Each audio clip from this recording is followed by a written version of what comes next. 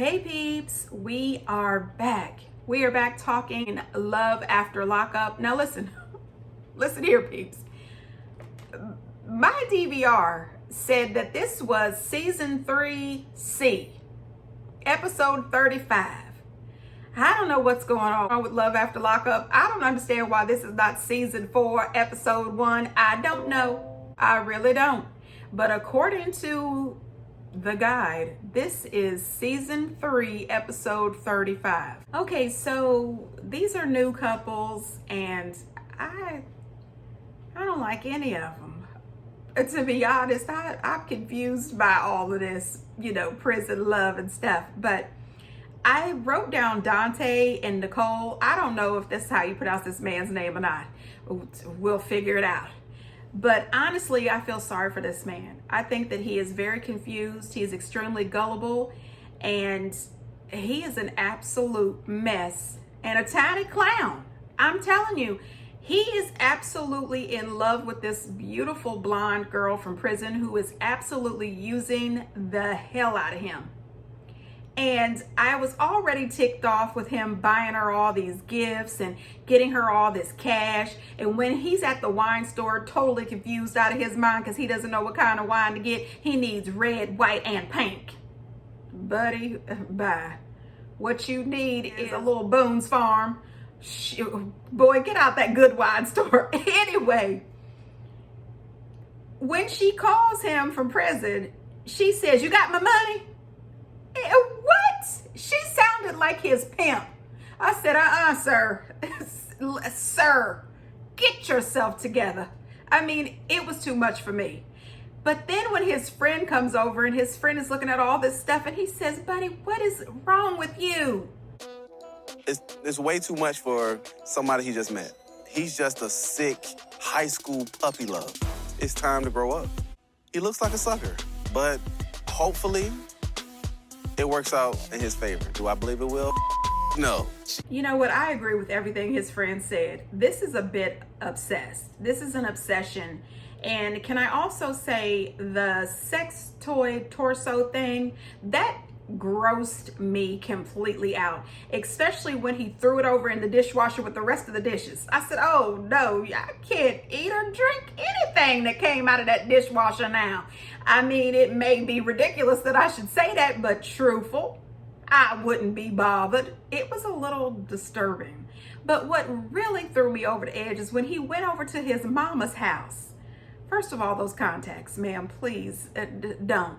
But when she informs us that there is an ex that he had who was also an inmate that took him for every dime he had, down to the point where the man had to move back in with his mama, and then you go right back out and find another inmate.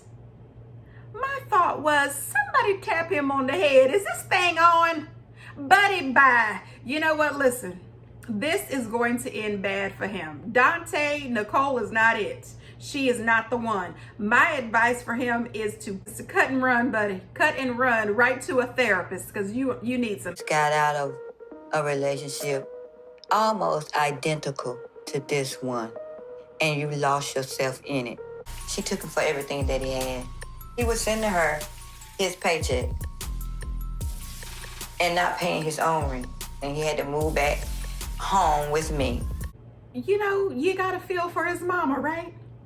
Buddy, if I was her, I would tell good old Dante, I hope that's his name, I don't even know. I would tell him, you know what, son, this time you cannot move back here.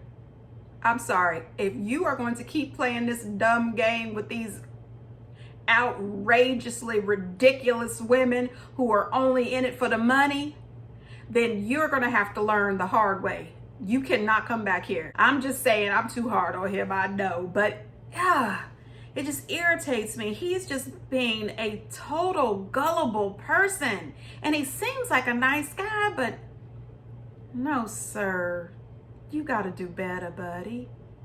Then we go to Brittany and Ray. Honey, listen, Brittany came off all wrong to me. I didn't like her not one bit.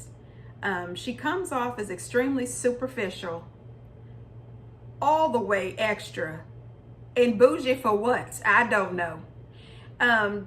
She says that she was raised in an upper middle class area where her family was very classy and bougie, but she likes a bad boy. In her last relationship, the man had violence with her and she had him arrested, and she can't understand why her mom is still traumatized. Excuse me? Excuse me? If she was my daughter and her boyfriend beat her up and she had to have him arrested, I would be traumatized for the rest of my life. You are my daughter. Nobody wants to know that their kid is being beat on or worried and concerned. I would be traumatized forever if I was her mom. And I don't understand why she didn't learn a lesson and say, you know what, I don't want to mess with any more bad boys. Let me find myself a nice accountant. You know what I mean? What? Honey, listen, bad boys are not always the thing. Now, I can tell you, there is something really attractive to a bad boy. It really is. Back in my youth, I dated a bad boy or two, honey, and I had a great time until it wasn't. You know what I mean? Luckily for me, nobody ever physically hurt me, but it could have gone that route. And I don't want anything bad to happen to this girl. She's a little bougie and extremely extra, but she doesn't deserve to have anything bad happen to her. And she is bent over backwards trying to date this guy. All she can think about is him getting out of jail and for them to be able to have the sex. And I said, well, can we have a checkup first? You know, and while you're at the store, grab some condoms. I don't want to be having sex with this guy. Let's all get checked out. You don't know him well enough.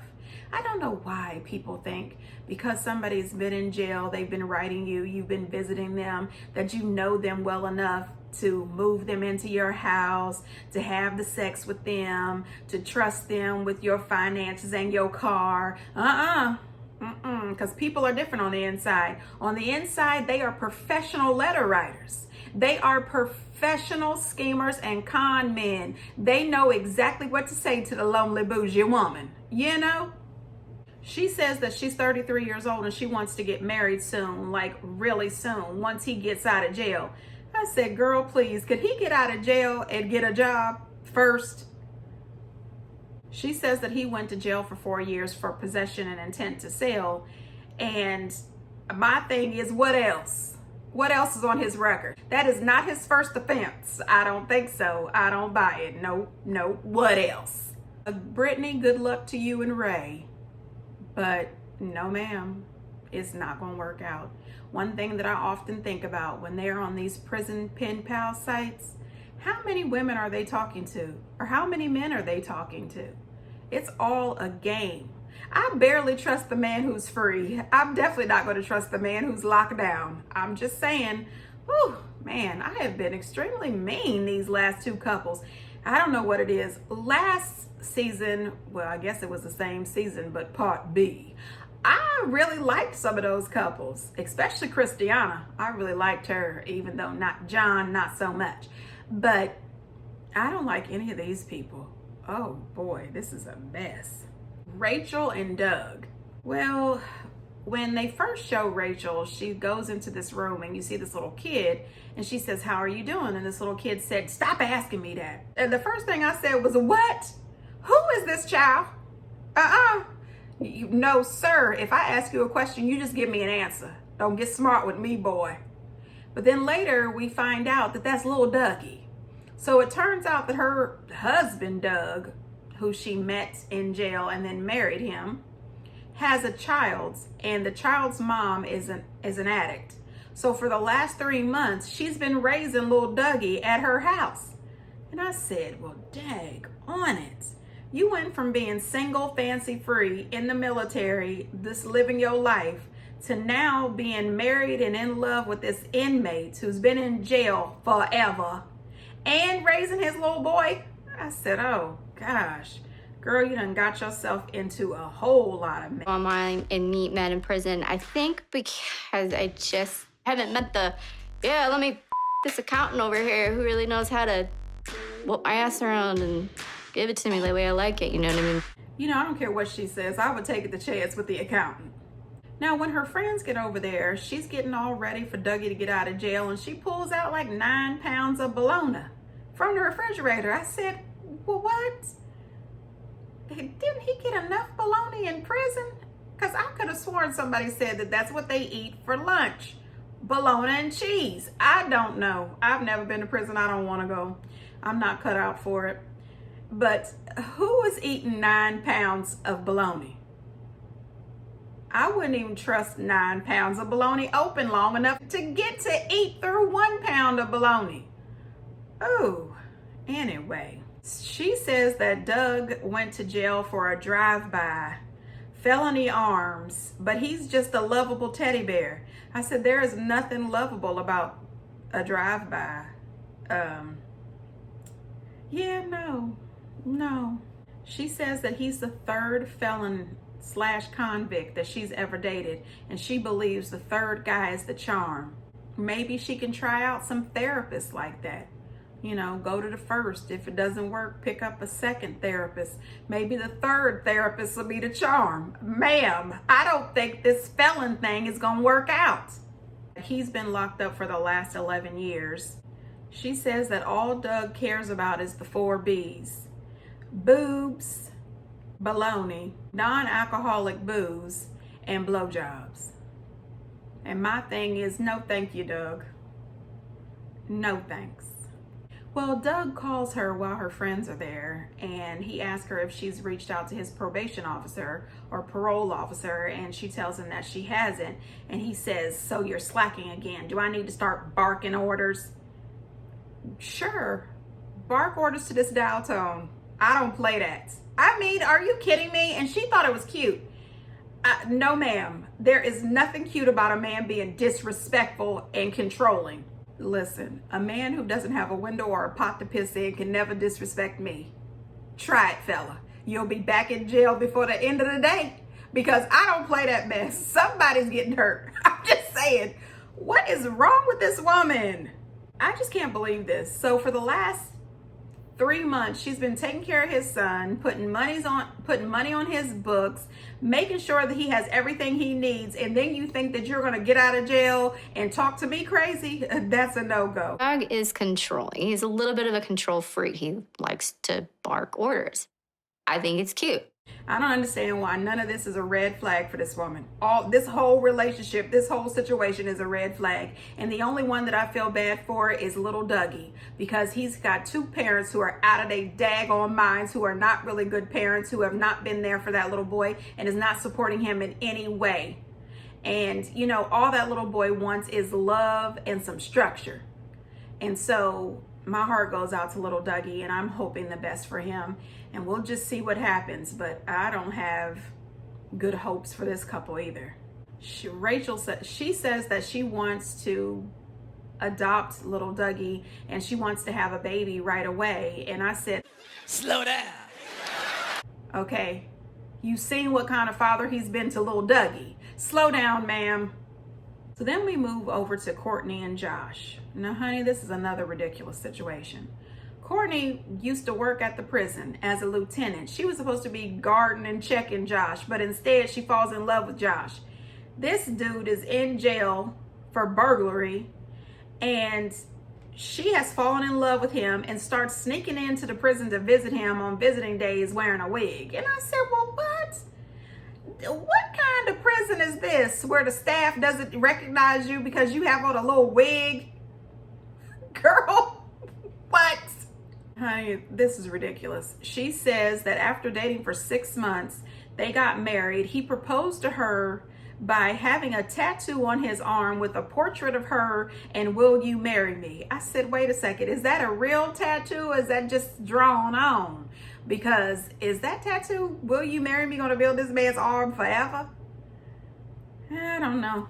But then she says that they got married in something called a double proxy marriage, which I have never heard of. She says it's when 2 people stand in for you and then you and the guy just sign the paperwork. I said, yeah, nope, never heard of it and don't need to know about it, but thank you.